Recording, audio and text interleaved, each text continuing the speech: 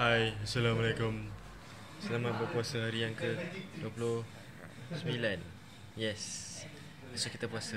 So kita raya. Yeay.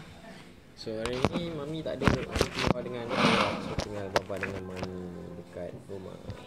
Kita orang dah dekat Melaka dah. Gelap terang. Okay, come. Okay, put down again. Bawah sikit. Okay, bawah sikit. Okay. Angkat. Sekarang kita nak buat isi duit raya.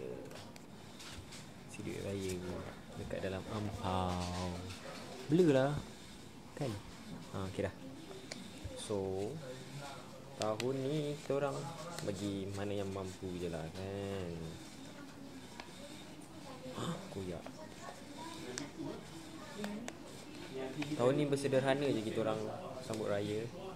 So tak adalah banyak sangat nak beri duit raya dekat anak buah.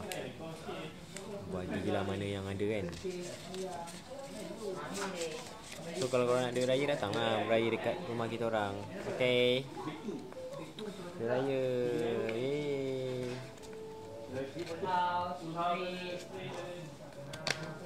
So macam mana persiapan raya korang? Okay tak? Korang semua dah settle, just nak celebrate raya lah hari Rabu ni. Now kita orang dekat Melaka dah. And yeah, just buat final persiapan untuk raya. So macam mana korang balik raya mana tahun ni? Share dengan kita orang dekat komen bawah, okay? Sorry again kita orang tak dapat jawab lagi soalan korang. Maybe esok kot last video for vlog raya. Vlog puasa. Okay? Macam kurang sikit lah. Mami tak ada. Mami keluar dengan Fayad. So I think that's it for today. Video today. Kalau korang belum balik kampung, seperti biasa, jangan lupa berhati-hati di jalan raya, okay? Nak raya dah hari Rabu ni. So jumpa orang yang tersayang di kampung, okay? Dah, tu je video untuk hari ni.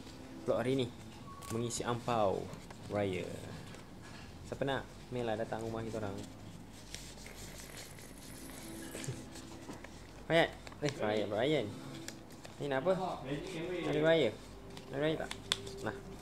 Ambil. Yeay.